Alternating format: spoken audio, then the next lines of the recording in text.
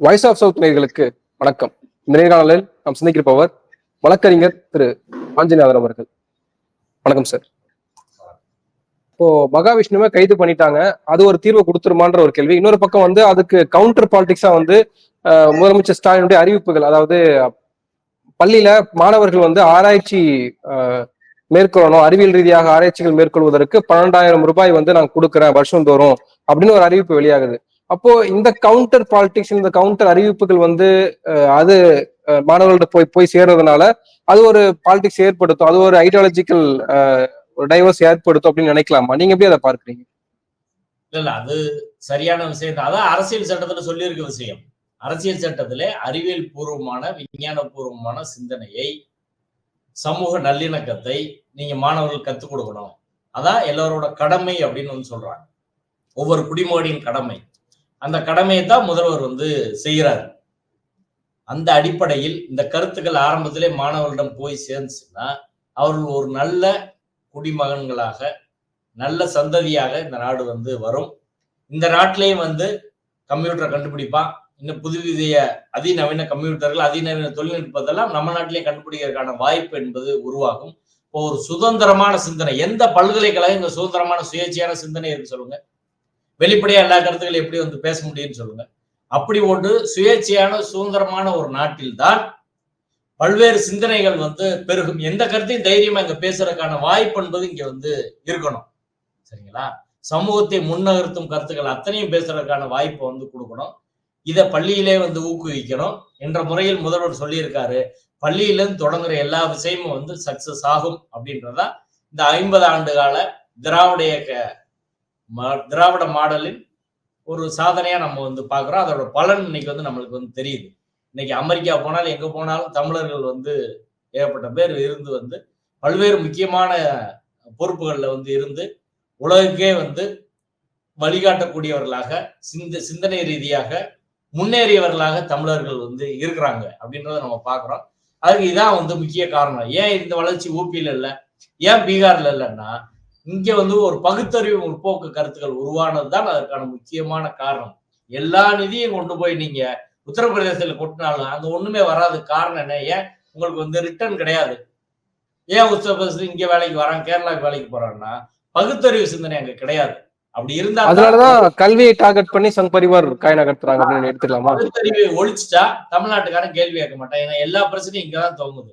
நீட்டை இங்கதான் வந்து கேள்வி கேட்கிறாங்க. இடஒதுக்கீடு இவங்கதான் சார்பா வந்து பாக்குறாங்க. பார்ப்பனியத்தை அவர்கள் தான் கேள்வி எழுப்புகிறார்கள். RSS கேள்வி எழுப்புகிறார்கள். ராகுல் காந்தியை தமிழ்நாட்டில தான் கத்துக்கிட்டோன்னு அவர் வந்து பேசுறாரு. இந்துத்துவா நுழைய முடியாத ஒரு கோட்டையா இருப்பது காரணம் என்பது பகுத்தறிவு சிந்தனை.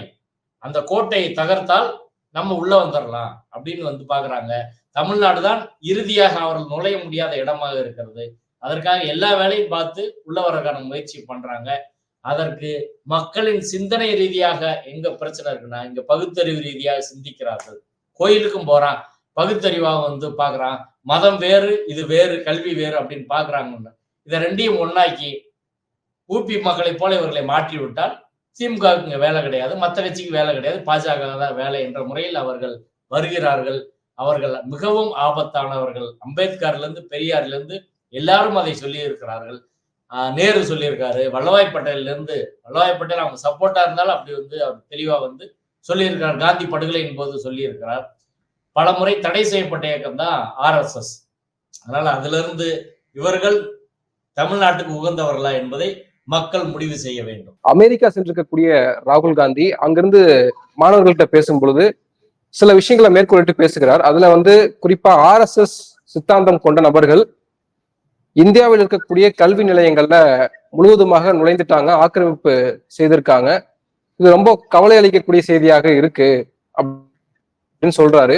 அது தமிழ்நாட்டிலையும் நம்ம பார்க்கிறோம், பல இடங்கள்ல அது நிகழ்கிறதா பார்க்க முடியுது. அது உச்ச நீதிமன்றம் தொடங்கி உயர்நீதிமன்றங்களை தொடங்கி கீழே வரைக்கும் அடிமட்டம் வரைக்குமே RSS வந்து அரசு பதவிகள்ல அரசாங்கத்துல ஏதோ ஒரு விதத்துல ஒரு பதவியில் இருந்துட்டே இருக்காங்க. குறிப்பா இப்ப நடந்த ரீசன்ட் சம்பவம், மகாவிஷ்ணு என்கிற ஒரு நபர், அவர் வந்து அரசு பள்ளிக்குள்ள போய் அரசு பள்ளிகள்ல இருக்கக்கூடிய மாணவர்களை வேறு விதமாக மடைமாற்றுவதற்கு பிரெயின் வாஷ் பண்றாரு அப்படின்ற ஒரு பிரச்சனை எழுந்தது. அவருக்கு பின்னாடியும் ஆர்எஸ்எஸ் இருக்கு, ஆர்எஸ்எஸ் சித்தாந்தம் கொண்டவர்கள் அவரை ஆதரிக்கிறாங்க அப்படின்ற ஒரு பார்வை இருக்கு. அப்போ இதை நம்ம எப்படி தற்காத்துக் கொள்வது? அரசாங்கம் எப்படி இதுல இருந்து மீண்டு வரணும்னு நினைக்கிறீங்க? உங்களுடைய முதல்கட்ட பார்வை என்ன? அது நம்ம எல்லாத்துக்கும் வந்து ஒரு வழிகாட்டி அப்படின்னா அது இந்திய அரசியல் சட்டம். இந்திய அரசியல் சட்டப்படி பள்ளியில வந்து மத நிகழ்ச்சிகள் நடத்தலாமா அப்படின்னா வந்து நடத்தக்கூடாது.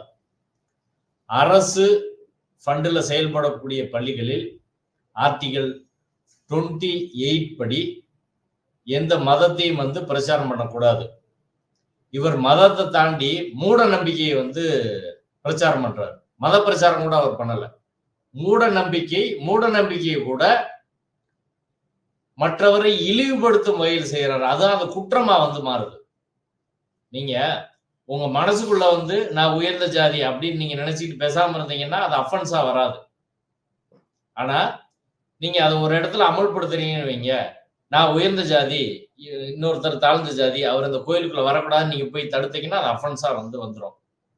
அதுபோல மாற்றுத்திறனாளியை இழிவு செய்து அவர் வந்து பேசுறாரு. அதான் இன்னைக்கு குற்றமா வந்து அவர் இன்னைக்கு சிறைக்கு வந்து போயிருக்கிறாரு. அப்ப இந்த மகாவிஷ்ணு போன்ற நபர்கள் சமூகத்தில் நிறைய வந்து இருக்கிறாங்க. இப்ப மக்கள் புரிஞ்சுக்கிற வேண்டிய விஷயம் என்னன்னா, ஒண்ணு அரசியல் சட்டம், ரெண்டாவது நம்ம நாட்டோட முன்னேற்றத்திற்கு, மக்களின் முன்னேற்றத்திற்கு எந்த கொள்கை சரியானது அப்படின்றதான். இப்போ மகாவிஷ்ணுவை ஆர்எஸ்எஸ், பாஜக உள்ளிட்ட சங் பரிவார் அமைப்பை சேர்ந்தவங்க ஆதரிக்கிறாங்க. முற்போக்கு கருத்தியல் கொண்டவர்கள், சமூக நீதி கருத்தியல் கொண்டவர்கள் அவருடைய கருத்துக்களை வந்து தீவிரமா வந்து எதிர்க்கிறாங்க. இப்ப 2 வகையான சித்தாந்தம் இங்க வந்து இருக்கு. ஒரு பக்கம் கம்யூனிசம், பெரியாரிசம், அம்பேத்கரிசம், முற்போக்கு கருத்துக்கள், பகுத்தறிவாதம். இன்னொரு பக்கம் மதவாதம், மதவெறி, பிற்போக்கு சிந்தனைகள், மூட நம்பிக்கைகள். இது இன்னொரு பக்கம் இருக்கு. இதில் எந்த சிந்தனை கருத்தாக்கம் இந்த நாட்டு மக்களின் பிரச்சனையை தீர்க்கும், நாட்டு மக்களை சமத்துவமா வாழ வைக்கும், பெண்களை சமமா மதிக்க வைக்கும், பொருளாதாரத்தை உயர்த்தும், கல்வியை உயர்த்தும்னா முற்போக்கான சமூக நீதி கருத்துக்கள் தான், சமத்துவ கருத்துக்கள் தான் நாட்டுக்கு வளர்ச்சியை வந்து கொண்டு போறோம். அதான் சரியான விஷயம். இதை பார்க்கிற போதே நம்ம வந்து புரிஞ்சுக்கலாம். ஏற்கனவே இந்தியா பலர்கிட்ட அடிமைப்பட்டது. என்ன காரணம்? மூட நம்பிக்கையில் இங்க வந்து மூழ்கி கிடந்தனாலதான் எல்லாருக்கும் பலர்கிட்ட வந்து மாட்டிக்கிற மாதிரி ஒரு சூழ்நிலை வந்துருச்சு.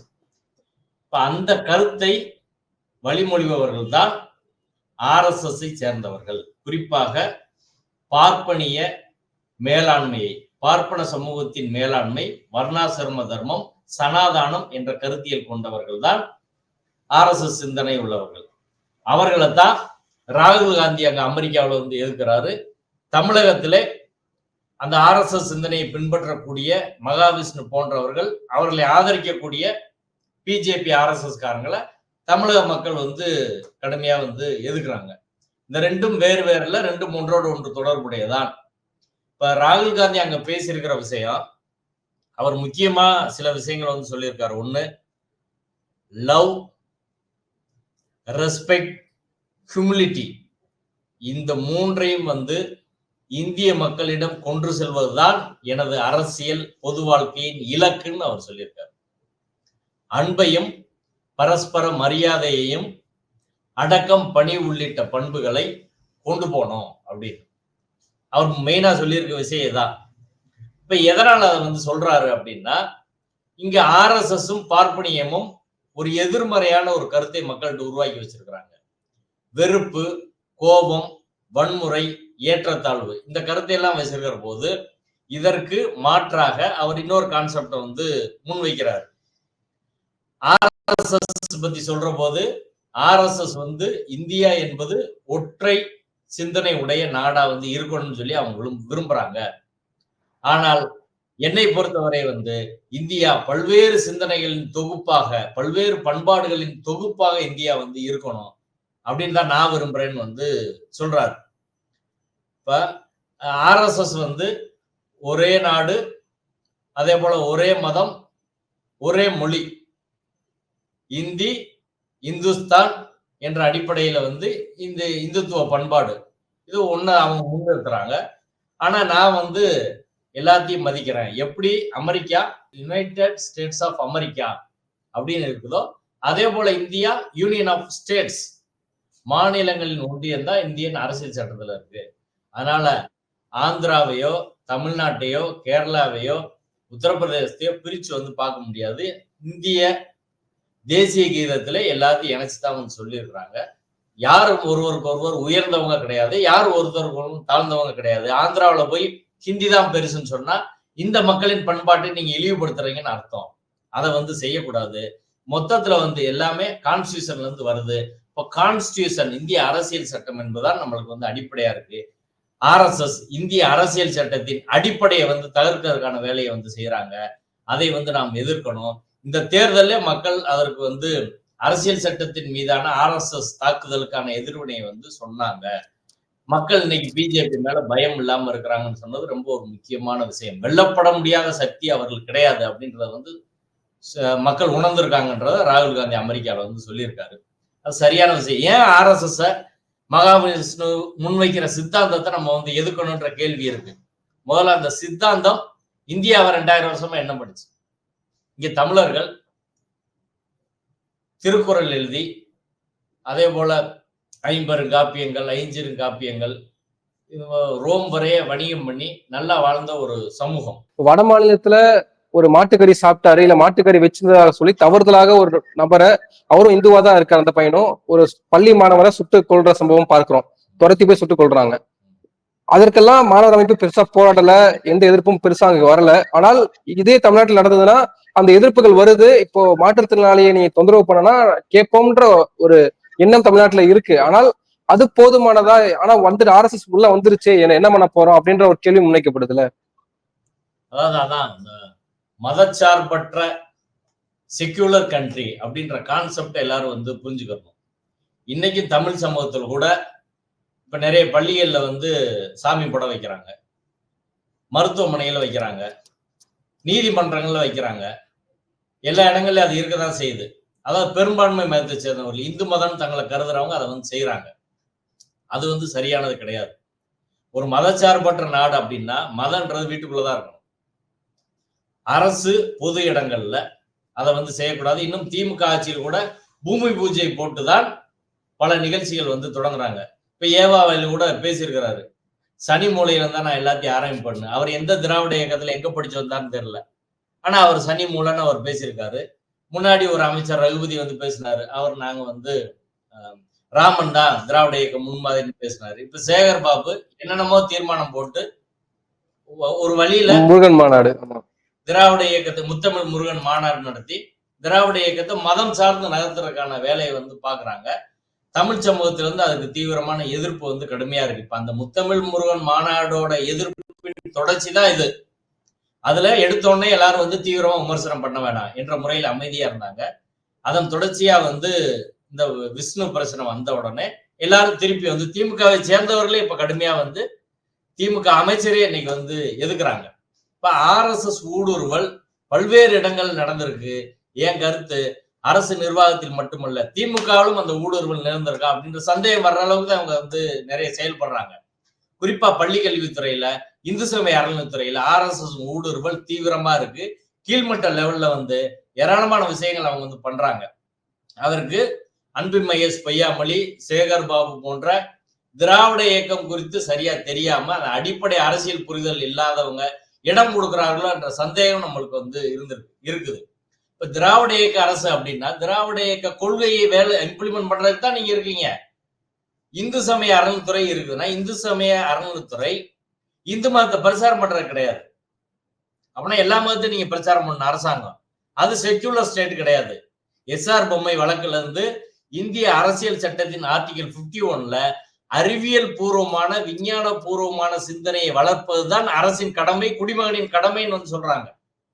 சரிங்களா? ஆர்டிகல் 27ல வந்து நீங்க மக்கள்கிட்ட ரிலிஜியஸ் பர்பஸ்க்காக டாக்ஸ் எதுவும் வசூல் பண்ணக்கூடாதுன்றாங்க. மக்கள் டாக்ஸ்ல தானே இதெல்லாம் நடக்குது. இப்ப ஹெச்ஆர்என்சின்ற துறை எதுக்கு இருக்கு?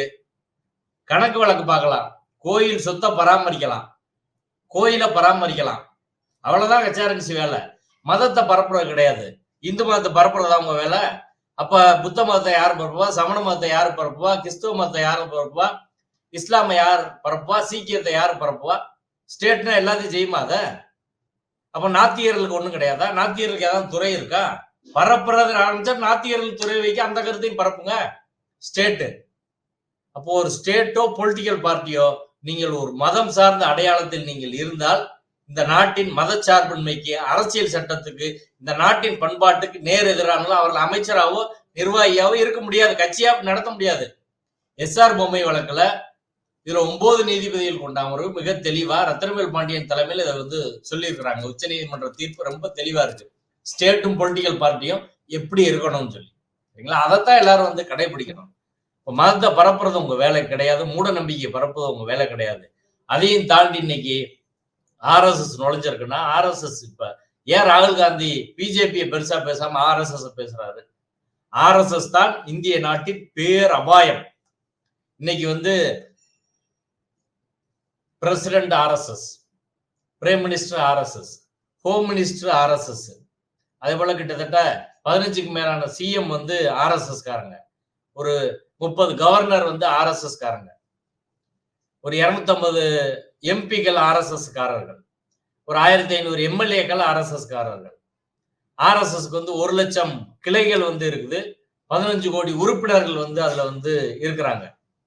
2 லட்சம் சரஸ்வதி வித்யா மந்திர் பள்ளிகளை ஆர்எஸ்எஸ் நடத்துகிறது. மிகப்பெரிய அபாயம் அது. மாணவர் நெஞ்சில் நஞ்சை விதைக்கிற வேலையை ஆர்எஸ்எஸ் வந்து நேரடியா பள்ளி வச்சு செய்யறாங்க, தனியார் பள்ளி வச்சு செய்யறாங்க. இப்ப அரசு பள்ளியில அதுல வந்து இறங்கி இருக்கிறாங்க. அங்க வர்ற ப்ராடக்ட் எல்லாம் ஒரு நடுத்தர வர்க்க சிந்தனையில் உள்ளவர்களும் சாஃப்ட் இந்துத்துவ கருத்து உள்ளவர்களாக இருப்பார்கள். அதான் கேள்விப்பட்ட வரைக்கும் என்ன சொல்றாங்கன்னா, மகாவிஷ்ணு வந்து டொனேஷன் கொடுக்கறன்ற பேர்ல நுழையிறாரு. நான் அரசு பள்ளிகள் டொனேஷன் கொடுக்குறேன், அப்ப நான் ஒரு சில அறிவுரைகள் அவங்க மாணவர்களுக்கு கொடுக்குறேன் அப்படின்றப்போ அது செல்லுபடி ஆகுது அப்படின்றத நம்ம புரிஞ்சுக்க வேண்டியதா இருக்கு. ஆனால் ஏன் குழந்தைகள் டார்கெட் பண்றாங்க? இல்ல அதான் அவர் முதல்ல மகாவிஷ்ணுக்கு அவ்வளவு பணம் எப்படி வந்துச்சு? பணம் யாரு கொடுத்தாலும் நீங்க உள்ள அலோவ் பண்ணிடுவீங்களா? பல சாமியார் இருக்கிறாங்க, இப்ப மத்தவங்க எல்லாம் இருக்கிறாங்க. இப்போ ஒரு இஸ்லாம் மத பிரச்சாரம் செய்யக்கூடிய ஒருத்தர், நான் 2 லட்சம் தரேன், என் மதத்தை நான் அங்க பிரச்சாரம் பண்ணிக்கிறேன். அல்லேலியா கிறிஸ்தவ மதத்துல இருந்து நான் வந்து 5 லட்சம் தரேன், என் மதத்தை பிரச்சாரம் பண்ணிக்கிறேன்னு விடுவீங்களா? விடுவாங்களா? அப்ப என்ன பிரச்சனை? பள்ளி மாணவர்கள் ஏன் குறி வைக்கிறாங்க அப்படின்னா, அவங்ககிட்ட ஏற்கனவே 2 லட்சம் பள்ளிகள் வந்து இருக்குது. அவங்க சரஸ்வதி வித்யா மந்திர் பள்ளியில 2 லட்சம் பேர் வந்து ரெகுலரா படிச்சு வராங்க. அதுல 5 லட்சம் ஆசிரியர்கள் வந்து வேலை பார்க்குறாங்க. 1 கோடி மாணவர்கள் வருஷம் படிச்சுட்டு வந்து வெளியே போறாங்க. 42 கல்லூரி நடத்துறாங்க, 3 ஆராய்ச்சி நிறுவனங்கள் நடத்துறாங்க. வித்யா பாரதியில மட்டும் வந்து 16,000 பள்ளி வித்யா பாரதி பள்ளிகள் இருக்குது. 1200 புத்தக வெளியீட்டு நிறுவனங்கள் நடத்துகிறார்கள். பிஹெச்பியில 1 கோடி பேர் இருக்கிறாங்க. விஞ்ஞான, மருத்துவ, இராணுவ சிந்தனை அமைப்புகளை அவர்கள் நடத்திக்கிட்டு இருக்கிறாங்க. இப்ப இதோட நோக்கம் வந்து என்ன அப்படின்னா, தொடர்ச்சியாக பார்ப்பனிய மேலாண்மையை, அதிகாரத்தை 2000 வருஷமா இங்க இருக்கிறத அப்படியே தக்க வைக்கிறது அப்படின்றது ரொம்ப முக்கியம். அதற்கு மாணவ பருவத்திலிருந்தே ஒருத்தவங்ககிட்ட ஒரு கருத்தை ஊட்டினால் அது காலத்துக்கு அவங்க மாத்த முடியாது, வேற யாரும் அப்படி மாத்த முடியாது என்ற அடிப்படையில பிஞ்சு மனதுல வந்து ஒரு கருத்தை விதைச்சிட்டா அது வந்து தீவிரமா பிடிச்சுக்கிறோம். ஏன்னா அது வந்து உங்களுக்கு எந்த கருத்தும் ஊட்டப்படாத ஒரு பிளைன் போர்டு மாதிரி இருக்க ஒரு மனசுல ஒரு கருத்து போய் நீங்க வந்து உருவாக்கிட்டீங்கன்னா அது காலத்துக்கும் அங்க வந்து நிக்கும்ன்றதா யதார்த்தம். நம்ம சின்ன வயசுல பழகின விஷயங்கள் தானே அடுத்து நம்மளை வழி நடத்துது. அதனாலதான் அவர்கள் மாணவர்களை குறி வைக்கிறார்கள். இப்ப தனியார் பள்ளி எல்லாம் நிறைய ஸ்கூல்ல அது மாதிரி பண்றாங்க. மதுரையில இங்க என் ஆபீஸ்க்கு பக்கத்திலே ஸ்கூல் இருக்கு, ஒரு ஸ்கூல். அந்த அந்த பள்ளியில வந்து இந்த கால் கழுவி விடுறது, பெற்றோர்ல கால் கழுவி விடுறது, இந்துத்துவ வந்து மகாத்மா ஸ்கூல்னு சொல்லுவாங்க. 2 இடத்துல வந்து இருக்குது. நிறைய பேர் அங்க வந்து படிக்கிறாங்க, 1000 பேர் படிக்கிறாங்க. அங்கே நேரடியா இந்துத்துவ கருத்துக்களை செய்யக்கூடிய பல்வேறு விஷயங்களை செய்யறத நான் நேரடியா வந்து பார்த்துக்கிறேன். அப்ப ஒரு பகுத்தறிவு, சுயமரியாதை, தன்னம்பிக்கை, சொந்த முறையில் வளர்றது, சமத்துவம், இந்த கருத்துக்களை போதிக்க வேண்டிய பள்ளிக்கூடங்கள்ல இங்க முழுக்க முழுக்க பிற்போக்குவாத கருத்துக்களை விதைப்பதன் மூலமாக இந்த நாட்டில் அரசியல் சட்டத்துக்கு எதிராக பள்ளி நிர்வாகங்கள் வந்து செயல்படுறாங்க. குறிப்பாக இந்த நாட்டின் வளர்ச்சியை அவங்க பின்னுக்கு இழுக்கிறாங்க. நான் கேட்கிறேன், நீங்க இந்தியா 140 கோடி மக்கள் உள்ள நாடு, செல்போன் இந்தியாவில் ஏன் கண்டுபிடிக்கல? கம்ப்யூட்டர் ஏன் கண்டுபிடிக்கல? ஒரு பேனாவை கண்டுபிடிச்சிருக்கானா, ஒரு மைக்கை கண்டுபிடிச்சிருக்கானா, ஒரு சைக்கிளை கண்டுபிடிச்சிருக்கானா, ஒரு பிளைட்டை கண்டுபிடிச்சிருக்கானா? ஏன் அங்க செய்யல? அதே போல அரபு நாடுகள்ல இப்ப மத சிந்தனை, பிற்போக்கு சிந்தனை எங்க எல்லாம் மக்கள் அதுல மூழ்கி கிடக்குறாங்களோ, சுய சிந்தனை அங்க வராது, அறிவியல் வளர்ச்சி இருக்காது, அந்த நாடு முன்னேறாது. இன்னைக்கு டெக்னாலஜி வந்து வேற இடத்துல தான் நம்ம வாங்கிட்டு இருக்கோம், சொந்தமா எங்க இருக்குது? அப்ப அடிப்படையில வந்து அறிவாளிகள் இங்க இருந்தாலும் அவர்கள் அமெரிக்கா கூப்பிட்டு வச்சுக்கிறான். இந்த நாட்டுல அறிவாளிகளுக்கு மதிப்பு கிடையாது, அதான் அங்க போறான். இங்க பிற்போக்கு மூடத்தனம் இருந்தா எப்படி இருக்கும்? இப்போ ஒரு தோல்வியுற்ற சமூகம் அப்படின்னா அங்க வந்து அறிவாளிகள் பேசவே முடியாது, அவனுக்கு மதிப்பே இருக்காது. இப்ப நார்த் இந்தியாவில் இந்த மத பிற்போக்குவாதங்கள் மூடத்தனங்களை கண்டிச்சு அங்க பேசினா உயிரோட இருக்க முடியுமான்னு தெரியல.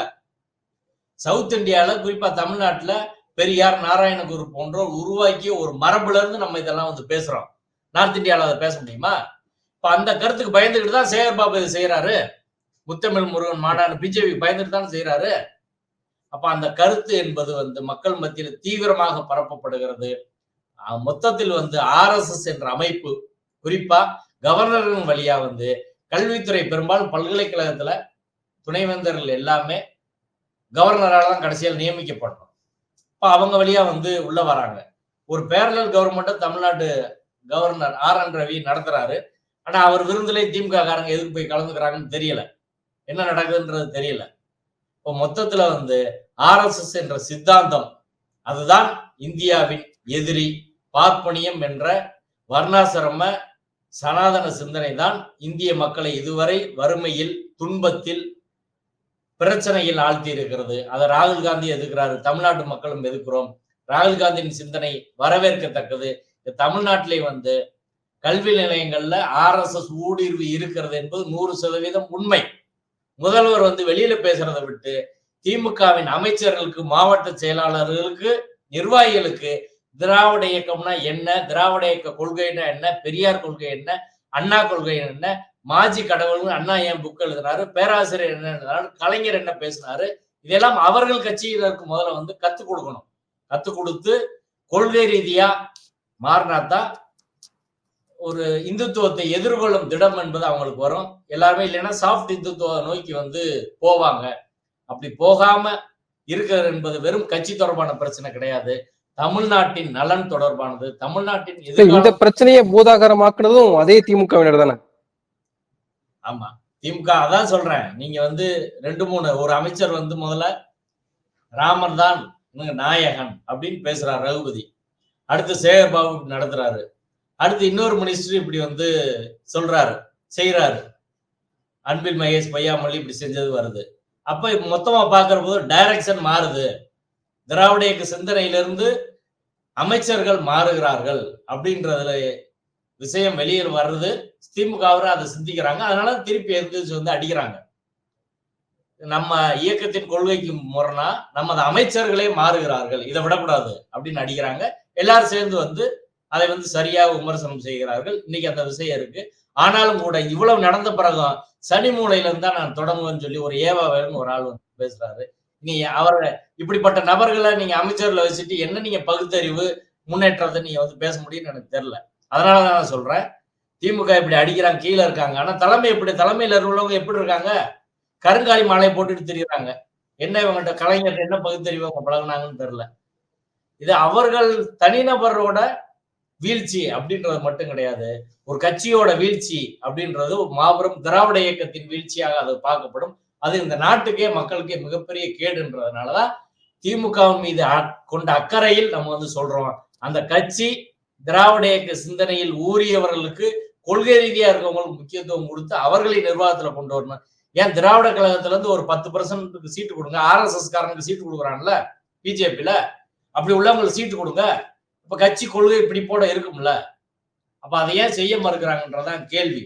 இப்ப ஒன்னும் குடிமூழ்கி விடவில்லை, ஆனால் ஆபத்து என்பதை இப்ப நீங்க உணர்ந்துட்டீங்கன்னா இதற்கு எதிராக தீவிரமா நீங்க வந்து வேலை செய்யணும். இந்த சூழ்நிலை வேலை செய்யணும்ன்றதுதான் என் கருத்து.